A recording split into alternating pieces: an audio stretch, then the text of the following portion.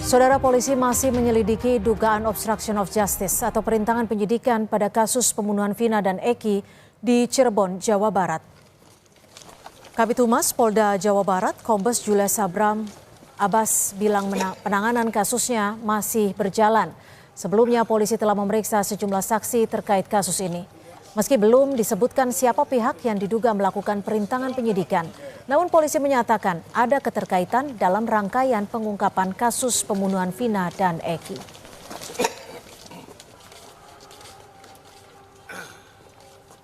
Obstruction of justice tentu masih berproses, ya. Sehingga terkait dengan hal tersebut belum dapat saya sampaikan kepada teman-teman sekalian hasilnya seperti apa. Karena ini masih berproses, jadi teman-teman mohon bersabar. Kami akan berusaha mengungkap peristiwa ini dengan terang benderang. Kaitannya tentu masih ada rangkaian, adalah bagian daripada proses untuk mengungkap, membuat agar lebih terang lagi peristiwa pidana yang terjadi. Terkait dengan siapa yang tentunya menjadi objek daripada proses pemeriksaan, penyelidikan yang sedang teman-teman penyidik lakukan, tentu kita akan masih menunggu. Sementara itu, tim kuasa hukum Peggy Setiawan siang tadi melaporkan penyidik Polda Jawa Barat ke Propam Mabes Polri. Kuasa hukum Peggy menduga ada seorang penyidik yang menghapus postingan milik Peggy yang menguatkan keterangan Peggy. Kuasa hukum berharap Propam Polri memeriksa penyidik yang diduga melakukan dugaan penyalahgunaan wewenang. 17 Agustus 2016 ada penyalahgunaan wewenang atau benar ada yang menghapus, dan ya berarti tadi menurut Pak Agus yang menerima laporan itu ya dugaannya penyalahgunaan wewenang kalau memang benar diutak-atik. Kami hanya menduga karena ada proses hukum, ada jalurnya. Kalau kami teriak-teriak saja, maka tidak ada kepastian hukum. Makanya kami adukan ini biar ada kepastian hukum, ya. Jadi ini belum tentu juga, ya. Semuanya sudah diperiksa oleh Propam maupun dari Itwasum, dan sampai dengan saat ini semuanya sesuai dengan ketentuan. Untuk menguji dan menanyakan seperti apa Rudiana menjalani proses pemeriksaan atau memberikan keterangan pada saat itu BAP 2016, saya akan mengajak Anda saudara untuk menemui Rudiana di Polsek Kapetakan, tempat di mana Ibtu Rudiana bertugas. Jurnalis Kompas TV Muhammad Syahri Romdon mendatangi Polsek Kapetakan, tempat ayah Eki, Ibtu Rudiana bekerja. Namun Ibtu Rudiana tidak dapat ditemui. Pak, ini saya dari Kompas TV coba untuk cari tahu kalau Pak Kapolsek Pak Rudiana betul di sini ya Pak tugasnya? Betul. Tugas Pak Rudiana di sini ya. Cuman sekarang bagaimana Pak? Lagi ada di lokasi atau lagi tugas keluar? Sekarang lagi ada lihat di luar. Jurnalis Kompas TV mencoba mengklarifikasi langsung berita acara pemeriksaan Ibtu Rudiana yang didapat dari pengacara salah satu narapidana Saka Tatal. Berita acara pemeriksaan ayah Eki ini dinilai janggal karena Rudiana menyampaikan kronologi pembunuhan Eki dan Vina. Padahal diduga ia tidak berada di lokasi kejadian. Sejumlah tim kuasa hukum para terpidana dan juga kuasa hukum Peggy Setiawan menilai bahwa kejanggalan sudah ditemukan sejak awal penanganan ini di tahun 2016. Terbukti mereka melihat hal tersebut dalam BAP Rudiana yang dilakukan pada tanggal 31 Agustus pukul 18.30 atau 1 jam setelah para 7 terpidana atau tersangka ditangkap dan dibawa ke Polres Cirebon Kota pada saat itu. Kuasa hukum terpidana kasus pembunuhan Vina dan Eki, Saka Tatal, juga melaporkan Rudiana ke Mabes Polri terkait dugaan pelanggaran prosedur atas BAP yang ia buat 8 tahun silam. Dari awal memang kesalahan tidak dilakukannya pendampingan pengacara yang menurut pasal 56 KUHP wajib mereka sejak tanggal 31 sampai tanggal 16 tidak pernah ditahan. Kemudian bagaimana menafsirkan pembunuhan tersebut dengan tusukan dan lain sebagainya yang sesuai dengan dakwaan jaksa, padahal dalam visum atau otopsi tidak seperti yang diceritakan dalam kejadian tersebut. Oleh karena itu ada satu keanehan. Mabes Polri memastikan Ibtu Rudiana sudah menjalani pemeriksaan oleh Propam Mabes Polri. Namun tidak ditemukan ada kesalahan prosedur dari laporan pemeriksaan awal di kasus pembunuhan Vina dan Eki. Penyidik awal dari Laka Lantas, kemudian ada yang nangani di TKP awal, terus ada Ibtu Rudiana sebagai ayah korban, semuanya sudah diperiksa oleh Propam maupun dari Itwasum, dan sampai dengan saat ini semuanya sesuai dengan ketentuan. Oleh karena itu, rumor yang berkembang di luar atau mungkin pendapat atau persepsi boleh, tetapi yang jelas bahwa sekali lagi penyidik melaksanakan pemeriksaan berdasarkan alat bukti yang didapatkan, baik itu keterangan saksi ataupun alat bukti yang lainnya. Sementara saat ini, polisi sudah menyerahkan berkas pemeriksaan tersangka yang disebut otak pembunuhan kasus Vina, Peggy Setiawan, ke Kejaksaan Tinggi Jawa Barat. Polisi menegaskan, penetapan tersangka Peggy Setiawan sudah disertai alat bukti yang cukup. Tim Liputan, Kompas TV. Terbaru, polisi menunjukkan bukti foto Peggy Setiawan dalam kasus pembunuhan Vina Cirebon yang diambil penyidik ketika penggerebekan. Sementara hari ini, berkas Peggy Setiawan dilimpahkan ke Kejaksaan. Polisi yakin bukti dan sederet keterangan saksi telah cukup menjadi dasar penetapan Peggy sebagai tersangka. Pengacara tetap berharap dugaan kesalahan prosedur dalam penetapan Peggy bisa jadi bukti untuk meloloskan Peggy di pra-peradilan. Kita berbincang bersama kuasa hukum Peggy, Marwan Iswandi, dan juga Komjen Purnawirawan Ito Sumardi, mantan Kabar Reskrim Polri, dan pengamat kepolisian ISES, Pak Bambang Rukminto. Terima kasih sudah bergabung bersama kami di Kompas Petang. Saya akan ke Pak Marwan terlebih dahulu, kuasa hukum dari Peggy Setiawan. Ini kan terbaru Kadif Humas Polri Irjen Sandi Nugroho yakin Peggy Setiawan menunjukkan fotonya. Anda dalam penetapan Peggy sebagai tersangka pembunuhan ini, apalagi terpidana yang mengakui lewat foto ini?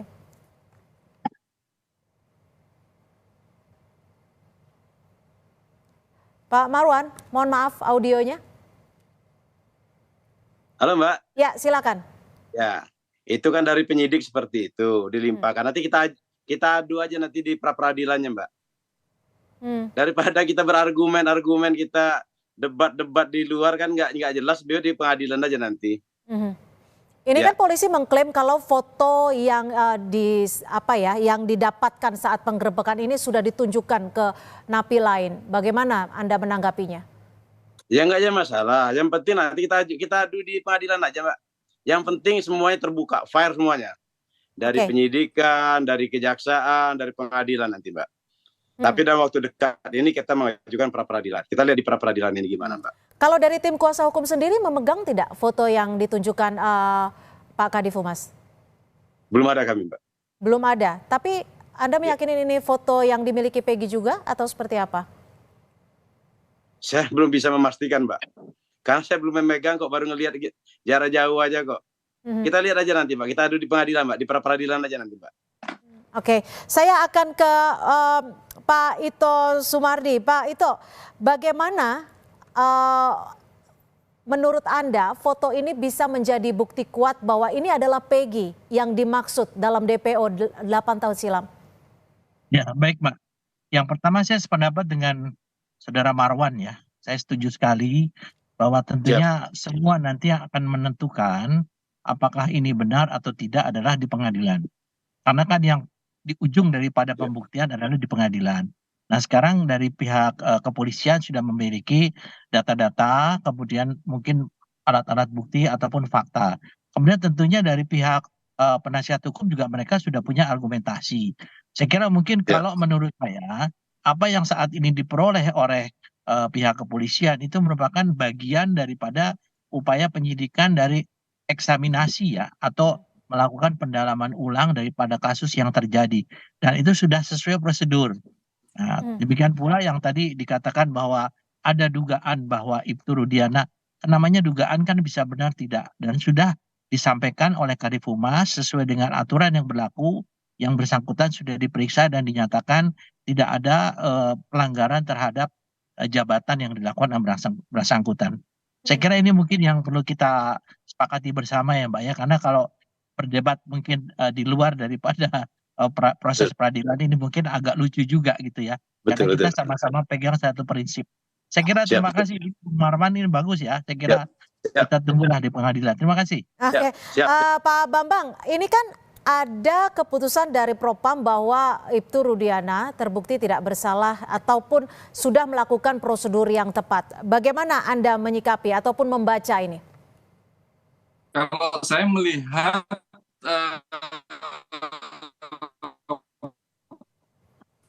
Ya, Pak Bambang, mohon maaf audionya. Baik, Pak Bambang, kami akan mencoba memperbaiki sinyal ataupun audio dengan Anda. Saya ya.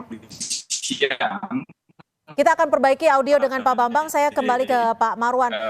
Pak Marwan, tanggal 24 Juni nanti akan dimulai sidang perdana untuk pra peradilan. Sudah, Pak? Siap? Ya. Tes? Ada fakta-fakta atau dalil-dalil apa yang disiapkan oleh kuasa hukum? Halo? Dalil kami Halo, banyak, ya. Mbak. Tapi yang jelas kami akan menghadirkan saksi yang mengatakan kalau Peggy Setiawan itu waktu malam kejadian perkara itu ada di Bandung. Sudah itu kami akan mendatangkan saksi ahli. Tapi masih banyak, Mbak. Masih banyak yang lain, Mbak. Saksi ahlinya ahli apa nih, Pak? Ahli pidana, Mbak. Oke. Ini kan juga ada pro kontra terkait dengan bukti percakapan Peggy Setiawan dengan rekannya yang mengaku bahwa saat itu ada di Bandung. Ini bisa dibuktikan nanti di persidangan? Ya, kita buktikan persidangan aja nanti, Mbak. Daripada kita berdebat terus seperti ini, debat kusir nama jatuhnya nanti kan. Lebih di pengadilan aja. Kita buktikan pengadilan dari pihak penyidik begini, dari pihak kami kuasa hukum begini. Yang memutuskan hakim. Baik. Asal kalau semuanya fair, semuanya terbuka, semua tidak ada dusta di antara kita, ya tidak ada masalah.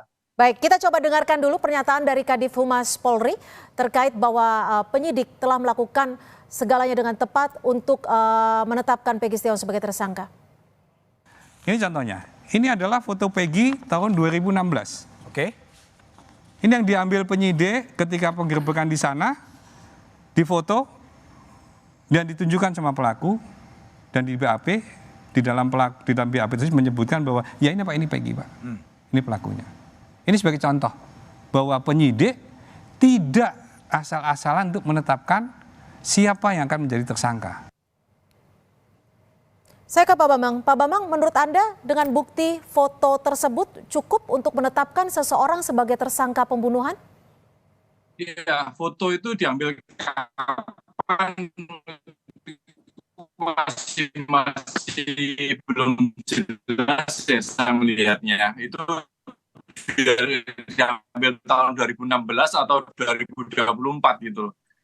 Kalau tahun 2016 itu sudah diambil, tentunya Peggy ini sudah tidak menjadi DPO lagi, sudah ditangkap tahun 2016 itu. Itu makanya kalau saya melihat proses yang dilakukan oleh kepolisian saat ini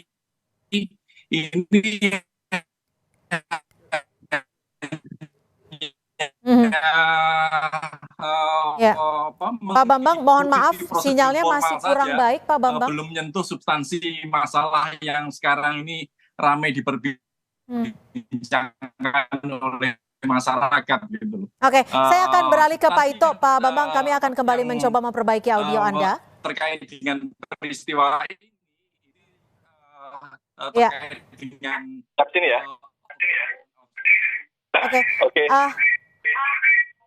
Pak Ito, apakah penjelasan polisi untuk menyatakan Peggy Setiawan sebagai tersangka pembunuhan pada 2016 lalu ini sudah tepat hanya dengan menunjukkan foto yang didapatkan saat penggeledahan? Ya, Pak. Pertama kita harus mengacu bahwa negara kita negara hukum. Maka di dalam proses peradilan pidana itu dikenal dengan namanya proses penyidikan, penuntutan, dan peradilan. Dan dalam penyidikan kan polisi sebelum menetapkan seseorang menjadi tersangka, itu diatur dalam pasal 184 ayat 1, yaitu ada 5 alat bukti ya.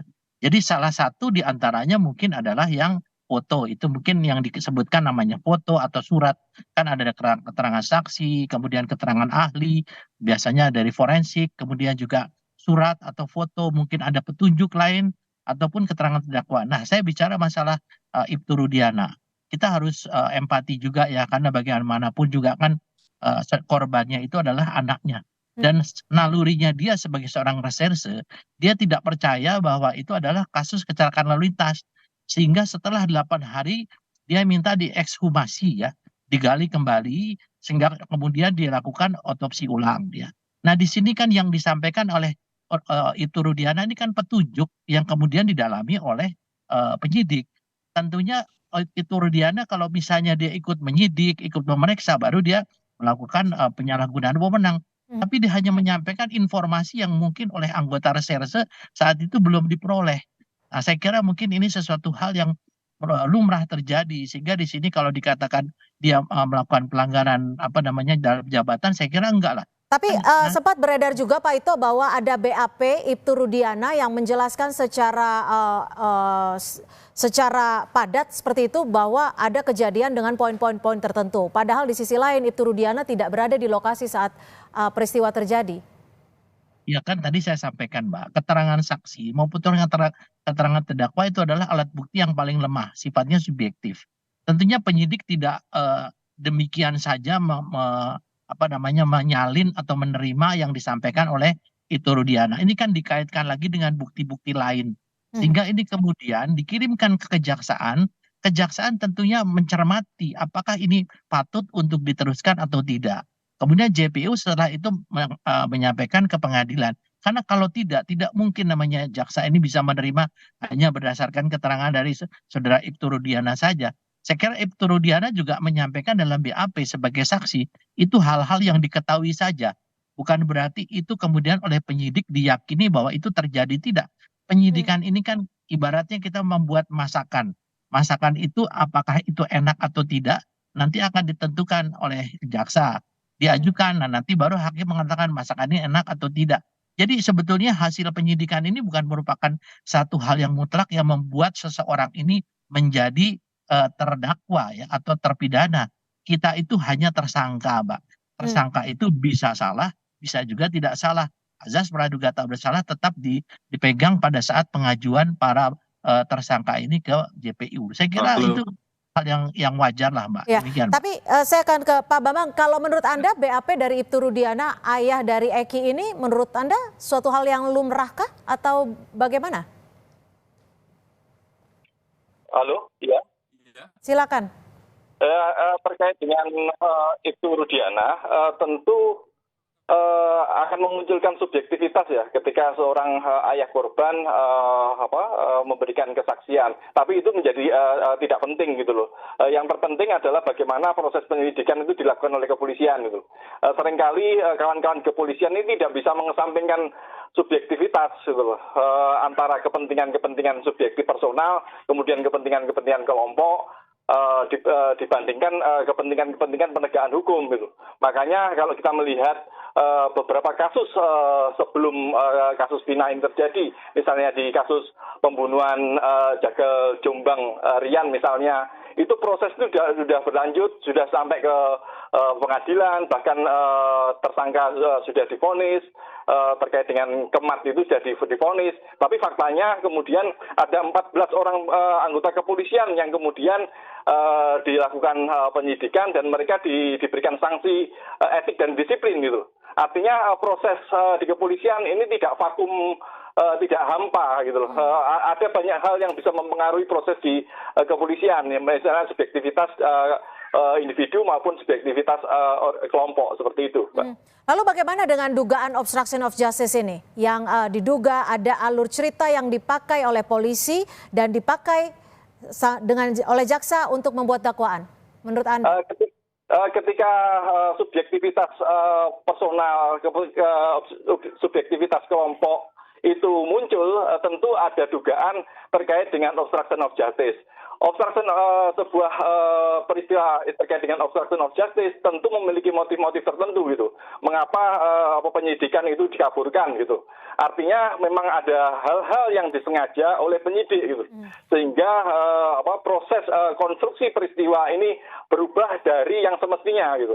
Makanya memang audit investigasi, kemudian upaya eksaminasi itu penting dalam meluruskan alur peristiwa ini gitu.